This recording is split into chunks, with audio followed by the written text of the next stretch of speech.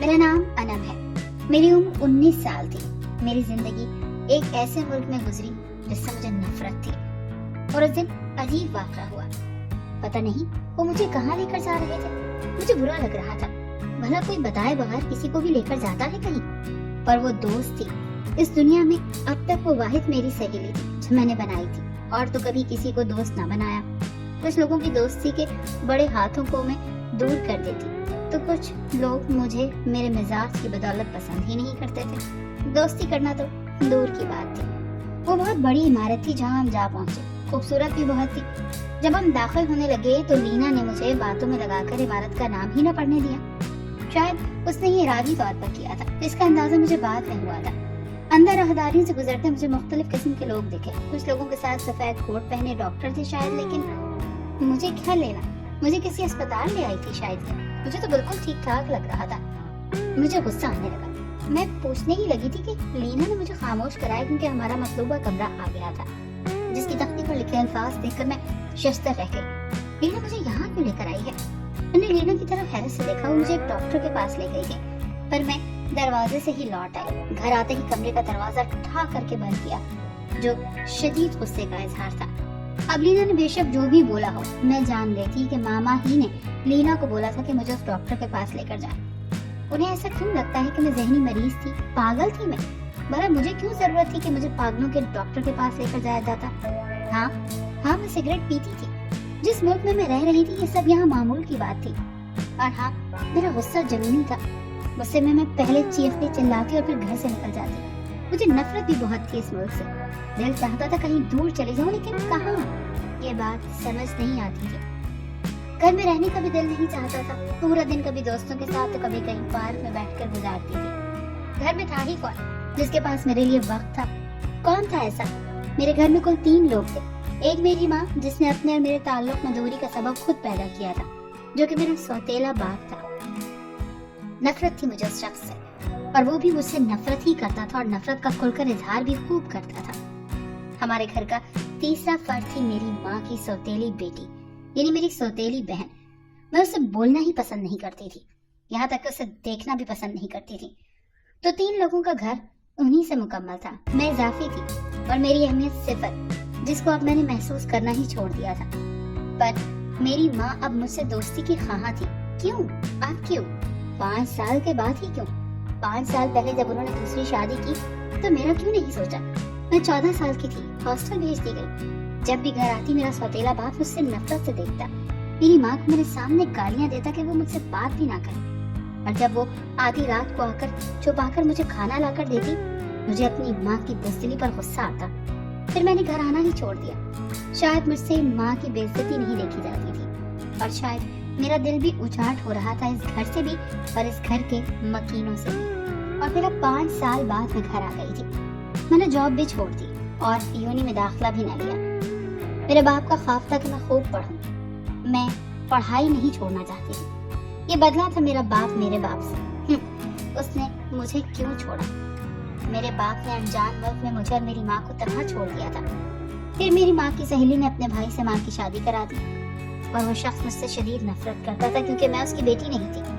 مجھے اپنے سوتیلے باپ کے ساتھ ساتھ اپنے سگے باپ سے بھی نفرت تھی اور میں خود کو تباہ کر رہی تھی. یہ بدلا تھا میرا اپنے باپ سے. میں چاہتی تھی کہ وہ دونوں تڑپیں میرے لیے, روئیں, چلائیں, پچھتائیں. میں خود کو بہت بار نقصان پہنچانے کی کوشش بھی کر چکی تھی پر ہر بار ہی بچ جایا کرتی تھی. اور اب یہ اذیت تھی کہ میری ماں مجھے پاگل خانے بھجوانا چاہتی تھی. مجھے خود سے بھی نفرت ہونے لگی تھی. سامنے لگے شیشے میں اپنا چہرہ دیکھ کر نفرت محسوس ہونے لگی. میں اٹھی اور کمرے کی کھڑکی میں آ ٹھہری جہاں سے گارڈن میں بیٹھی میری ماں میری سوتیلی بہن کو پڑھا رہی تھی. وہ مجھ سے پیچھا چھڑانا چاہتی تھی کیونکہ میں پاگل تھی.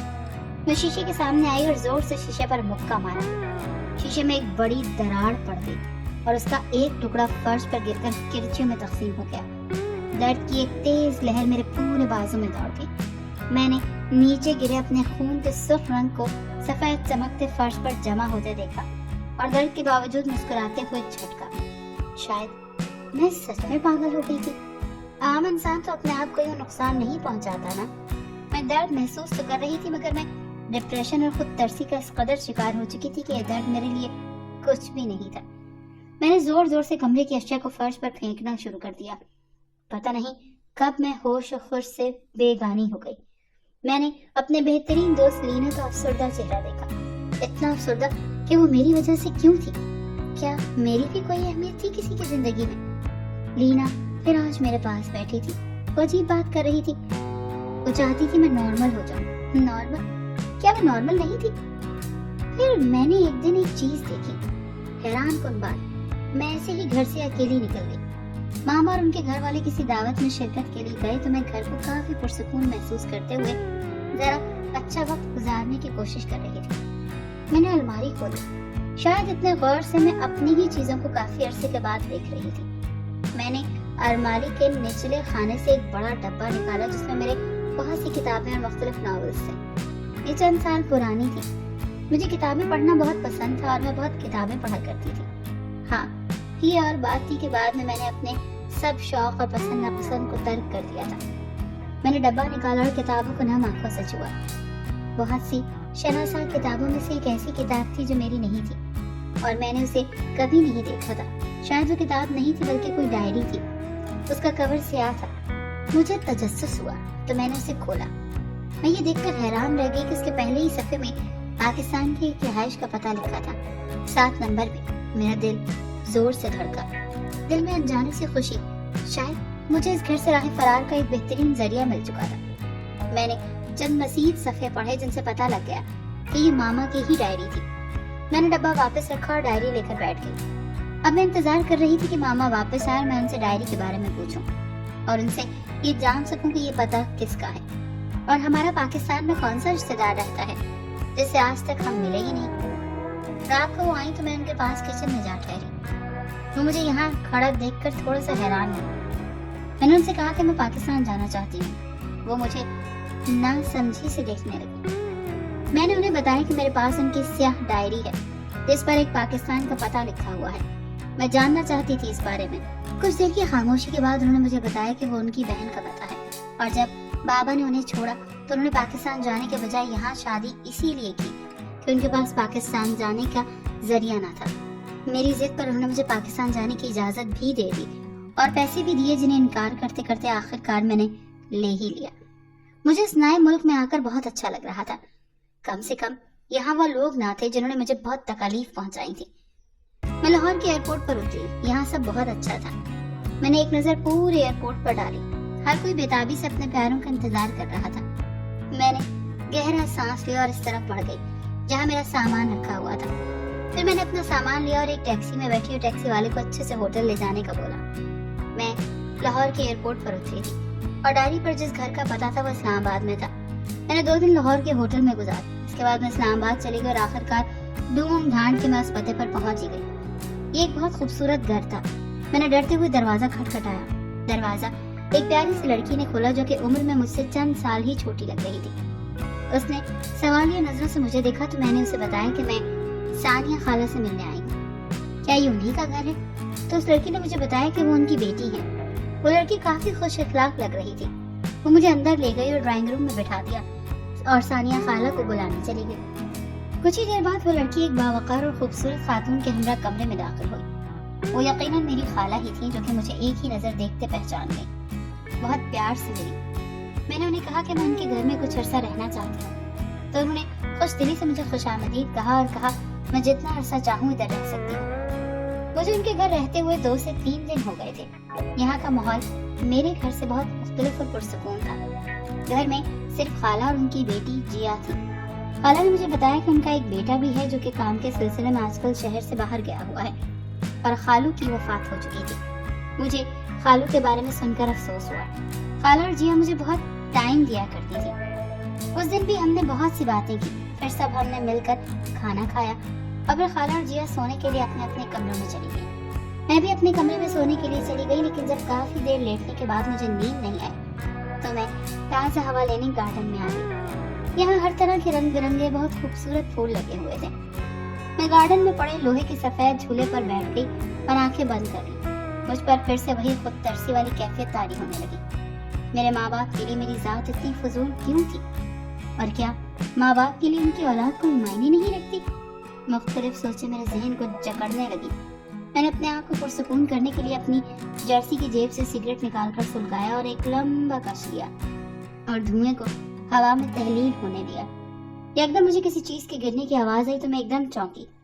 पीछे मुड़कर देखा, जहाँ कोई अपना बैग दीवार पर से अंदर फेंकने के बाद अब खुद दीवार से छलांग लगाकर अंदर आने की कोशिश कर रहा था। मुझे कुछ समझ नहीं आया तो मैं दरख्त के साथ चलते हुए एक दीवार पर चढ़े इंसान की टांगों के पास पकड़कर जलता हुआ सिगरेट लगा दिया। और इससे पहले कि मैं चिल्लाकर खाला को आवाज दी थी, उसने मेरे दोनों हाथ पकड़कर पीछे की तरफ मोड़ दिए और मेरे मुंह पर हाथ रखा और कहा, वो चोर नहीं है तो चिल्लाने की जरूरत नहीं है। वो गुस्से से बोला और कहते साथ ही उसने मेरे मुंह पर से अपना हाथ हटाया। मैंने झटके से अपना हाथ छुड़ाया और तेजी से अपने कमरे की जानिब चली गई। सब खाला ने मुझे उस लड़के की तरफ इशारा करते हुए बताया कि उनका बेटा अरहम है और बताया कि ये कल रात ही शहर से वापस लौटा था। उन्होंने मुझे हंसते हुए ये भी बताया कि अरहम की आदत है कि वो जब रात को लेट कर आए तो वो दीवार छलांग कर आता है। लाउंज के दरवाजे की चाबी इसके पास है, इसलिए मैं कल तुम्हें इससे नहीं मिलवा पाई। जब खाला ने ये बताया तो पहले मैं हैरान हुई और फिर मुझे रात के वाक़े को सोचकर हंसी आ गई। मुझे मुस्कुराते देखकर जिया ने कहा कि मैं मुस्कुराती हुई बहुत अच्छी लगती हूँ। क्या सच में मैं मुस्कुराती हुई अच्छी लगती हूँ? ऐसा किसी ने पहली दफा कहा था और शायद मैं कई सालों के बाद ऐसे खुलकर मुस्कुराई थी। मुझे खुद पर भी हैरत हुई। कुछ वक्त खाला के साथ गुजारने के बाद मैंने टीवी देखा और शाम में अपने कमरे में चली आई तो मैंने सिगरेट निकालने के लिए दराज खोली, लेकिन वहाँ सिगरेट की डब्बी मौजूद नहीं थी। मुझे ख्याल है कि शायद वो कल रात में गार्डन से उठाना भूल गई थी, इसीलिए पहले मैं गार्डन में जाती साइड टेबल पर पड़ा मेरा फोन बज उठा, जिस पर मामा की कॉल आ रही थी। कुछ देर बातें करने के बाद उन्होंने मुझे बताया कि वो मुझे वापस कनाडा बुलाना चाहती हैं। वो मेरे बगैर नहीं रह सकती और वो ये भी चाहती थी कि मैं उनकी बहन पर बोझ न बन जाऊं। मैंने सख्ती से उन्हें कह दिया कि मैं वापस नहीं आना चाहती। कॉल काट कर फोन बेड पर फेंक दिया, जो बेड पर गिरने के बजाय उछलकर दरवाजे में खड़े अरहम के पाँव में जा गिरा। मैंने सदमे से एक नजर अरहम की तरफ देखा, जिसके हाथ में मेरी सिगरेट की डब्बी थी, और दूसरी नजर अपने फोन को देखा, जिसकी स्क्रीन बुरी तरह से टूट चुकी थी। मुझे उस वक्त कोई फिक्र नहीं थी कि अरहम के हाथ में मेरी सिगरेट थी। मुझे ज्यादा सदमा तो बस अपने फोन का था। मुझे खुद पर गुस्सा आया और मैं खुद को मलामत करने लगी। आगे बढ़ी और झुककर उसके पाँव में से अपना फोन उठाया। अरहम ने हैरत से मुझसे सवाल किया कि क्या ये सिगरेट मेरी है और मैं ये क्यों पीती हूँ। मैं उसके सवाल को नजरअंदाज करके बाहर की तरफ बढ़ गई। अगले दिन मैंने लाउंज से गुजरते हुए अरहम और खाला की गुफ्तगू सुन ली। अरहम चाहता था कि मैं यहाँ से चली जाऊँ। उसे लगता था कि मैं अच्छी लड़की नहीं हूँ और उसकी मासूम बहन पर मेरी वजह से बुरा असर पड़ सकता है, और शायद वो सही कह रहा था। मैं आंखों में आंसू लिए अपने कमरे में आई और अपनी रात की टिकट कंफर्म करा दी। मैंने खाला को कुछ नहीं बताया, उनके साथ एक अच्छा दिन गुजारा और जाहिर न होने दिया। मेरी खाला बहुत अच्छी थी। उनके घर का माहौल बहुत अपना अपना पुरसुकून था, जिसने मुझ में भी बहुत से खुशगवार असरात मरतब किए थे। और मैं ये नहीं चाहती थी कि ये इतने अच्छे और प्यारे लोग मेरी वजह से परेशान हो। उसी रात में किसी को भी बिना बताए अपने मुल्क रवाना हो गई। मामा मुझे देखकर खुश हुई और मुझ में अच्छी तब्दीलियों को महसूस भी किया। मैं मुस्कुराई और उन्हें गले लगा लिया। कुछ अरसे बाद मैं यूनी भी ज्वाइन कर ली। मैं जिंदगी की तरफ लौट रही थी। अपने सौतेले बाप की कड़वी बातें अब खामोशी से सुन लेती थी और मेरी बहन से भी हल्की फुल्की दोस्ती होने लगी थी। वो भी मेरा ख्याल रखती और मुझसे प्यार करती। जब वो बहुत बोलती तो मुझे जिया की याद दिलाती। मैं गमज़दा हो जाती। मैंने आकर खाला से राब्ता नहीं किया था। मुझे पता था कि मैंने गलत किया। उनके इतने प्यार का सिला ये दिया कि यूं खामोशी से छुप कर आ गई। एक दिन मैं यूनिवर्सिटी से आई तो लाउंज में चहल पहल की आवाजें आ रही थी। मैं सीधा लाउंज में आई। वहाँ खाला को देखकर मेरा दिल खुश हो गया। मैं बैग फेंक कर दौड़ कर उनके गले से जा लगी। पीछे हटी तो साथ वाला सोफे पर अरहम बैठा था। उसे देखकर मुझे गुस्सा आया कि ये यहाँ पर क्यों आया है। बाद में पता चला कि वो लोग तो मेरा रिश्ता लेकर आए थे और मामा ने हाँ कर दी। उससे मेरी मर्जी पूछी तो मैं मुस्कुराई कि मैं इस घर में क्यों जाना पसंद नहीं करूंगी जहाँ मुझे नई जिंदगी मिली।